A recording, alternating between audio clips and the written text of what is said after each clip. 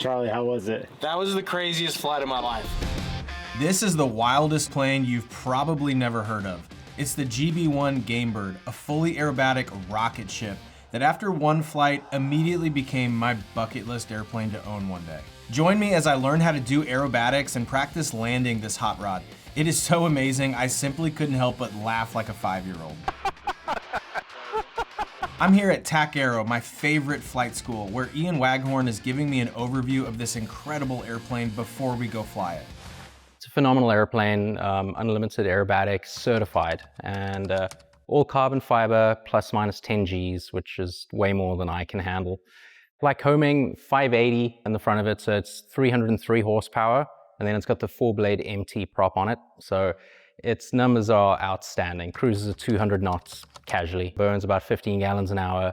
It's got about 1,000-mile range, so you can fly for 5 hours in the aircraft. So the legs are phenomenal, and then when you get there, it's got a huge aerobatic fuel tank, 25 gallons in the acro tank, so you can do all the aerobatics you want to on that single tank. You don't have to worry about switching between wing tanks and burning fuel off or anything like that. You can go fly immediately. With the control surfaces, as you can tell, no flaps. Most aerobatic aircraft don't have flaps. It's not necessary, they're not built for short field performance. And they're built for high speed, climbing and weight. The flaps are heavy, complicated, easier to just fly without them. Full span ailerons, they run the entire length of the wing. The aircraft has a roll rate of 400 degrees per second. So it's more than my neck can handle if you go from 0 to full deflection. And it's so effective that if you go from 0 and you just use all your force, you can actually stall the aileron if you do it too rapidly. So you got to kind of lead into it and lead out of it. It's all carbon fiber. The only real metal in the aircraft are the gear legs and the engine mount. Even the push rods are all carbon fiber. And then obviously there'll be a lot of your hardware and stuff. So it's unbelievably lightweight aircraft, but also ridiculously strong. So this aircraft is equipped with a cargo compartment, which most aerobatic aircraft do have. Most of the time they are located behind the pilot's head in this little headrest area, but I think the GB1 has, again, industry leading in capacity. So you open it up from here, a little lock system that opens it up, and then make sure you brought your long fingernails. There we go. And as you open up, you can see it's huge for aerobatic airplanes. Elevator is huge. It's got a very large, very effective elevator.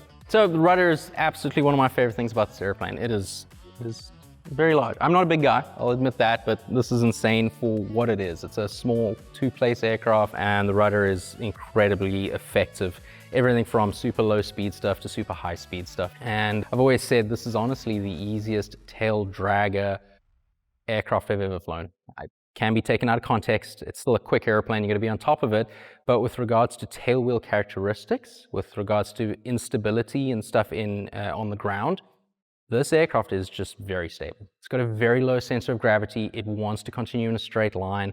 But the big thing is the rudder is so effective regardless of your speed, even at a slow taxi at idle, there's still enough airflow over the rudder in combination with the tailwheel spring and connector assembly that the authority is phenomenal. Gosh, it's so sensitive. It is.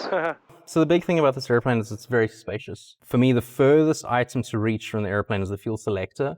And without a parachute, once I'm strapped in, I can't actually physically reach the fuel selector. So when I'm flying, I have to either wear a parachute or I double up the amount of cushions in the back here. So I move forward enough to reach the fuel selector. Aerobatic harness, it's a hooker harness. It holds you in place very well. You can't exactly do this much whilst you're in flight.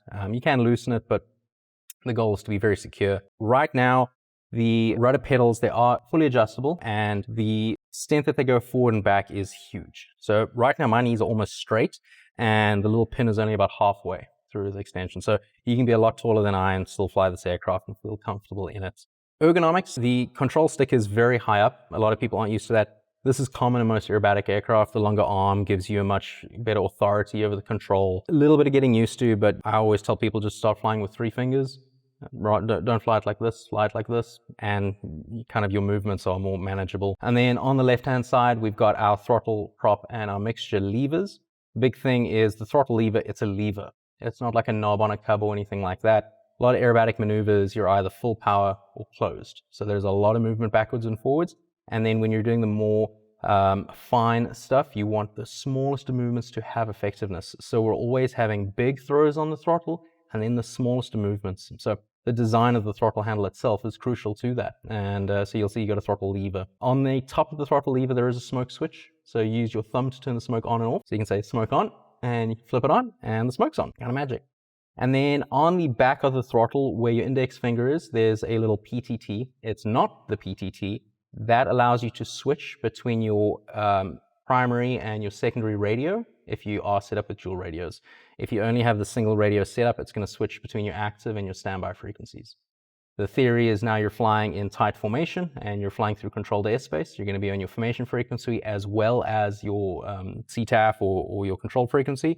You want to be able to switch between the frequencies and not take your hands and feet off the controls. So it's just all on your index finger. You can switch between talking to the formation or talking to tower just by doing this. From there, we do have our prop lever, and it's a standard constant speed propeller. And then we also have a mixture lever to lean the mixture in flight. As we move up, we got our recognition lights. We got 2 lights on our wing. They're not landing lights, they're recognition lights. And that just kind of allows visibility on the aircraft. I'll always fly with them on at all times, just helps people see me a little better. Moving up from there, we got a trim indicator. We got both elevator and aileron trim. On the panel in front of us now, we have dual Garmin G3Xs, one all the way in the front and one on the back here for the PIC. It is linked to a G5 and a 2-axis autopilot. I absolutely love the Garmin products, and I think the G3X is fantastic. You can do all of our flight planning on the unit itself, and then we can then link it up to the autopilot, and it'll take us to where we need to go. On the panel as well, we do have a couple analog instruments as well. The Aerobatics, a lot of people like the electronic version, or other people like the analog. We have both. Now it's time to take one of the most memorable flights of my life. Charlie, any thoughts before you guys take off? This is as close as I'll get to flying an Apollo rocket. I feel like someone just strapped me into the top of a SpaceX. And latched. And then we're just going to run around the seam, making sure no cables are currently outside the airplane. Okay.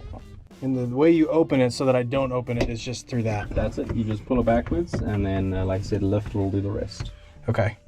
Seatbelt secure fuel selectors on acro. Battery master switch on. FD1 database self-check.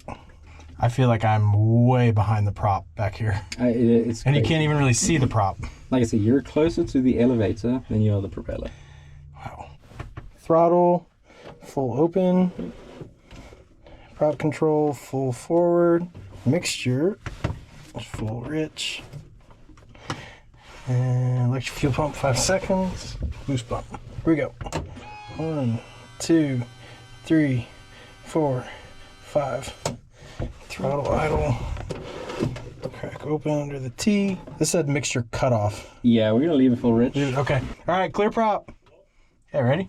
Yeah, mags on to both. And then when you're ready. Okay, you got the stick, I got throttle. Here we go. Got stick. Yep. All right.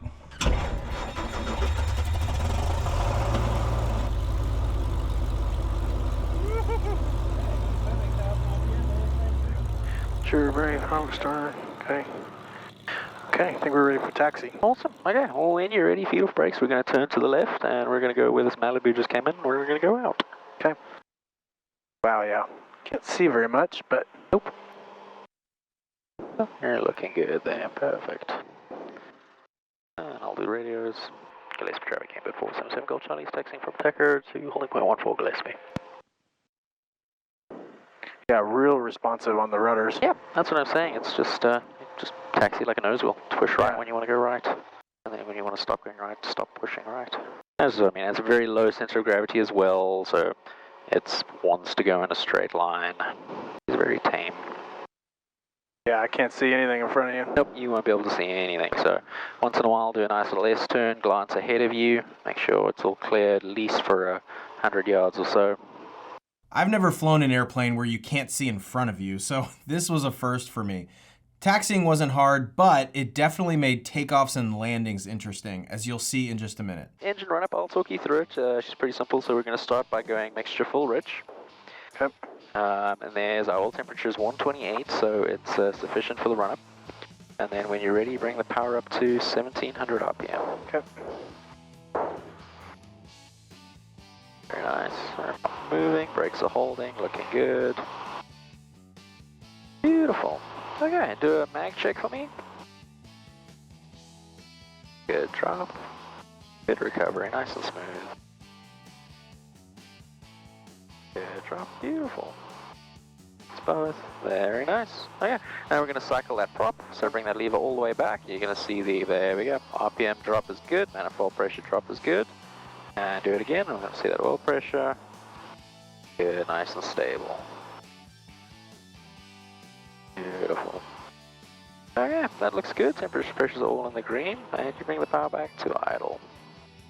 She needs to idle more than 500 RPM, which she is less than 800. You can tell you got a lot of power. Yeah, you feel the whole airplane. Oh my gosh. Okay, back to 1,000. There we go. Okay, so engine run-up is complete. We'll do our pre-takeoff. So start off with the stick. You're going to go all the way forward, neutral, all the way back, neutral, to the left, to the right, and then go all the way around. Make sure it doesn't catch on anything. Perfect. Okay. And rudder pedals, I like to go all the way left, all the way right, and back neutral. Good. Okay, starting off on the left, throttle is set, our prop is full forward for takeoff, and make sure we're going to take off full rich where it is now. Recognition lights are on, and then our trim, you'll see there's a little trim indicator there. Make sure elevator and ailerons are set for takeoff.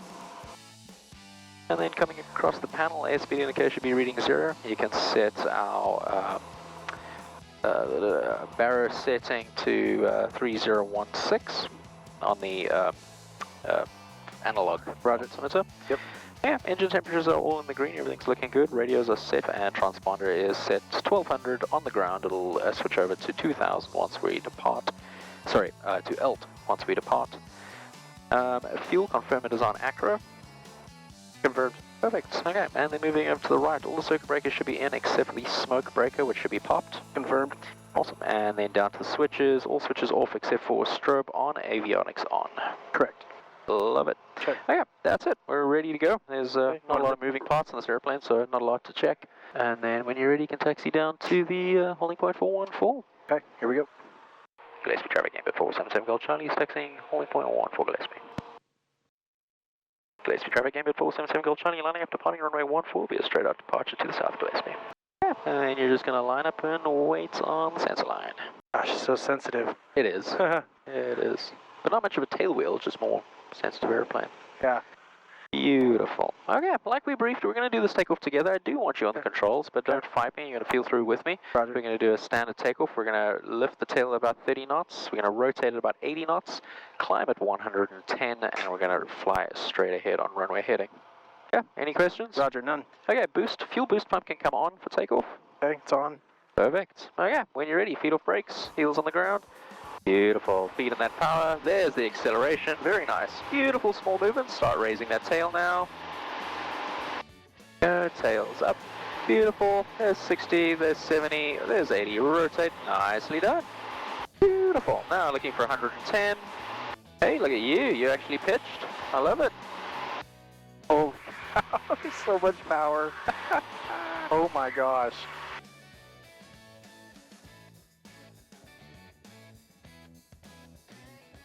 Holy smokes. Looking really good. They were passing pattern altitude into the runway. You can start bringing the power back. Let's look for 25 inches of manifold pressure. And keep that climb going. This thing is a rocket. It is, isn't it? Oh my gosh. You can start a right turn, and yeah, we're going to kind of follow that highway to the south. Oh my gosh, that was like just a finger movement. Yeah, so there's no movement to the stick. You're basically applying pressure to the stick. Yeah, that's all I was doing. Holy cow. It's that 400 degrees a second thing. And got to 7,000 pretty darn quick. Yep. I mean, we're getting 1,500 feet a minute. Yep. Holy cow. I love the canopy. It's so cool that you can just look everywhere. Yep. That's so stinking cool. Cruise airspeed 172, 3, 4. Oh my gosh. Yeah, it'll get to 200, which is our cruise. Holy cow. We started with some basic turns and air work just to get used to handling the airplane, and it is crazy, y'all. You barely even move the stick. You basically just think about turning left and apply a tiny bit of pressure, and you're already in the turn. Oh my gosh, this is the closest I'm ever going to get to flying an F-16. Okay, we're going to go from where we are now into a nice clean power off stall. Okay. So when you're ready, just bring the power back to idle. Now you are going to hear some backfiring. That's just overrun. That's just unburnt fuel being pushed into the exhaust. Look at that speed dropping through 80. Beautiful, look at that. Now look what happens when you start passing 70. Feel that stick.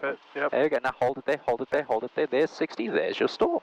Now you're flying a 172, you're recovered from the stall. Okay. That's it. Helicopter. Yeah, level off.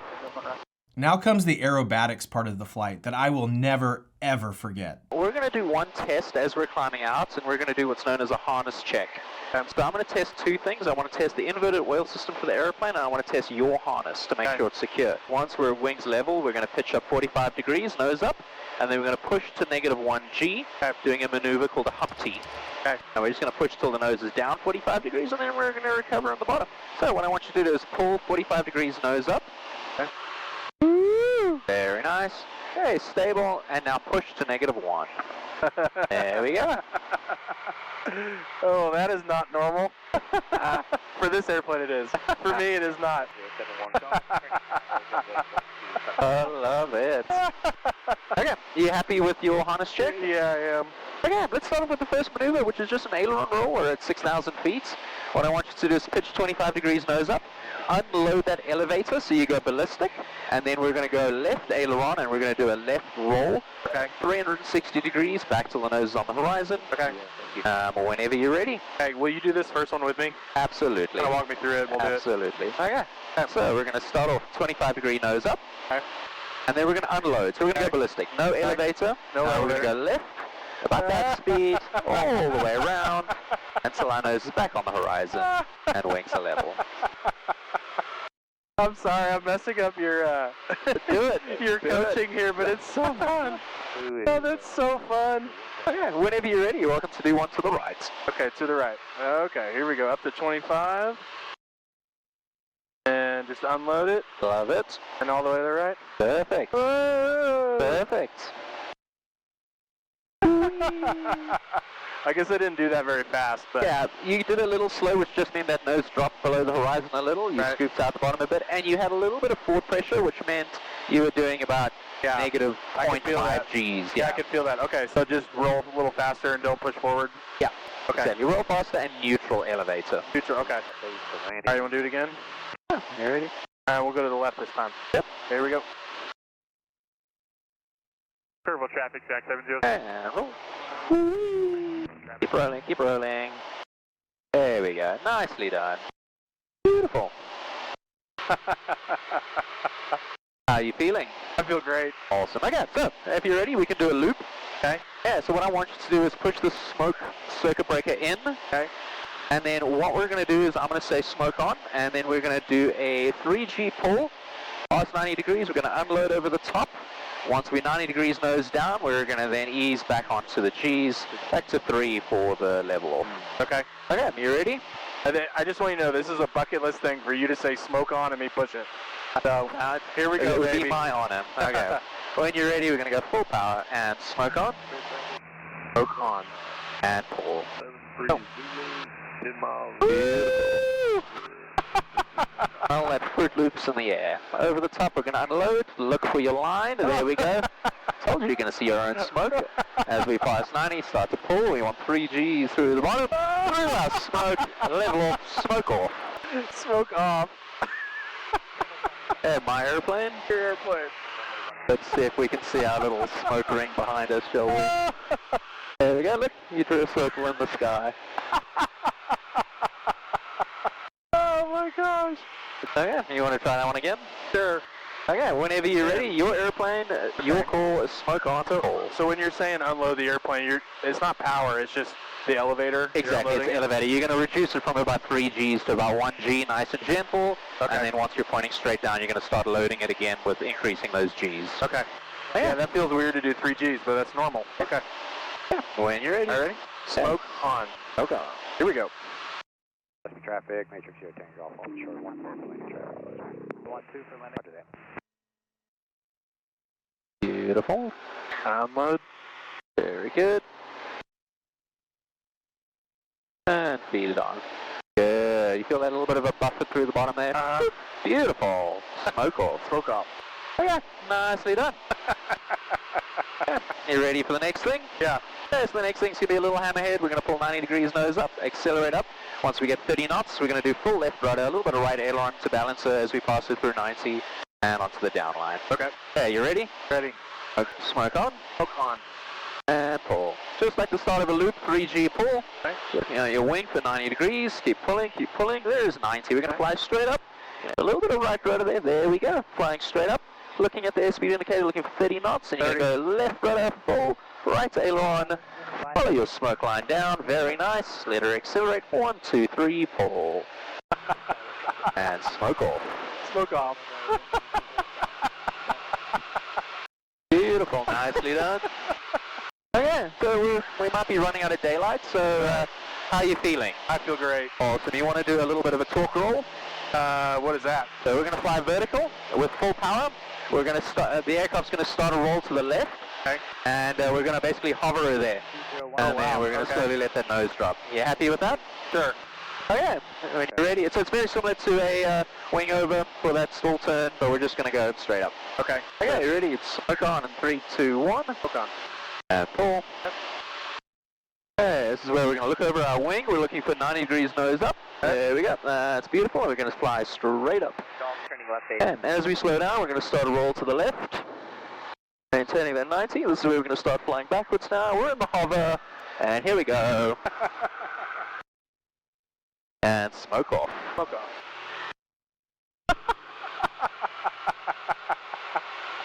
There you go. You flew backwards. You have reverse flight time. Dude, I've never flown backwards. Wow. Okay. Awesome. I mean, I really don't know what to do other than just laugh, because it's amazing. It's gigglesome. It's just full of fun and smiles and happiness. Landing this airplane was unlike any plane I've ever flown because once you're on short final, you cannot see in front of you. So you basically have to do a continuous descending turn to the runway so that you can actually see. And you're also flying this approach at about 100 knots, which is a lot faster than I'm used to as well. So this was a new challenge that I wasn't quite sure how I would handle. Okay, so we're going to keep this up until we're abeam the numbers. At that point, we're going to bring the power back to between 8 to 10 inches of manifold pressure. We're going to lower our nose to start a descent at 110 knots. There we go. When you're ready, bring that power back. Start lowering that nose and start that turn now. Beautiful. Gosh, you're really like diving at it. Yep. And the big thing is visibility. As long as you can see the runway, you're golden. Okay. Keep a little bit of back pressure there. There we go. 100 knots? Yep. 100 knots right about now is perfect. And like I said, between 8 to 10 inches will get you the magic numbers. Oh. And Gillespie traffic, GameBird, standing final approach, runway 14, will be a touch and go, remaining on the right close, Gillespie. This is looking good. Don't change anything. Your power is good, your approach is good. Maybe increase that bank angle a teeny tiny bit. Beautiful. Love it, love it, love it. Traffic. Okay, traffic visual confirmed, no factor. Beautiful. Okay, so this is when you're going to start to lose sight of the runway. Yep. So start to use your peripherals, and you're looking for those runway edge lights. Okay. Beautiful. Now don't change anything. You're going to maintain this. As you start to see those runway edge lights, we're going to set up the 3-point attitude, which is right there. Okay. Now this is when you freeze. Don't use your elevator. Use the power to get to the runway. Okay. Beautiful. Ease it out nice and gentle, nice and gentle. No more elevator. There we go. Wait for that second one. Beautiful. Power all the way back to idle. And their tail's on the ground. Okay, let's bring that power in. Let's go for the touch and go. Tail's going to be up immediately. There is 80 knots. Rotate. Final way at 110. Wow. That's it. Oh my gosh. Nicely done. Yeah, so the big thing is the lack of visibility and the speed, but you saw there, it's not a tricky airplane. No, but yeah, you're just having to use your peripherals. Yep, that's it. Once again, we're looking for beam those numbers. You're going to bring the power back to 8 to 10 inches, and you're going to start that turn in. Yep. 110 on the descent. Yeah, Gillespie traffic, GameBird 477 Golf Charlie is turning right base 14, touch and go Gillespie. So we ended up straightening out too early on that one? Yeah, you didn't start the turn early enough, which meant you had a, quarter mile straight and final. Right. Hey, Gillespie traffic, GameBird, standing final approach, 14, touch and go Gillespie. Okay, bring that power out a little bit, we're about 10 knots too quick. Beautiful.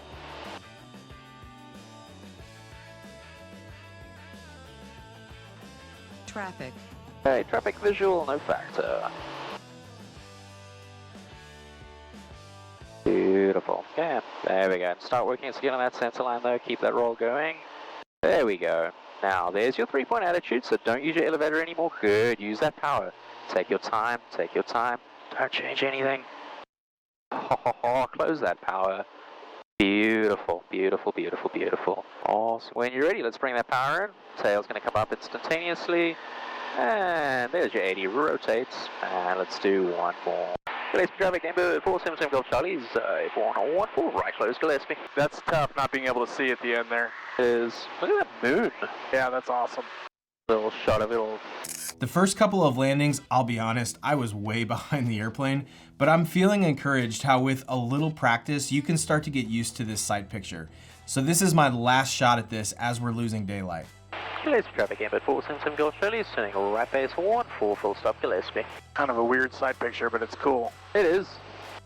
Weird adding power in the descent. Hey, Gillespie traffic, GameBird's final 1, full stop Gillespie.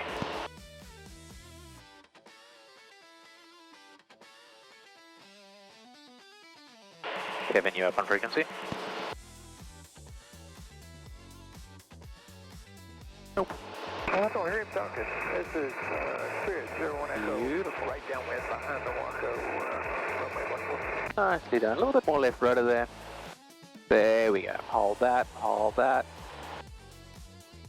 Take your time, take your time. Don't pitch any more. That tail's going to touch first. There we go. Oh, it did. It did, yeah. Okay, we're just going to let her roll to the end just like that. You kind of get a feel of what she's like when she's not under power. There we go, small little corrective inputs. Beautiful. See, she's not scary, is she? No, but that is the most high-performance airplane I've ever flown. Man, this is like a Super Cub if you put a jet engine on the back or a rocket engine on the back. You have so much power when you're turning. Like literally all you do is you just think about turning right and it'll just turn right. And you got power for days and it's really comfortable back here too. You actually got a lot of room, so 10 out of 10. If you want to come fly this airplane, check out TacAero. It'll be the most fun you've ever had training. Just like when they taught me how to land on a short sandbar in a Top Cub, which I got to document in the video on the screen. I think you'll really enjoy it. I'll see you there.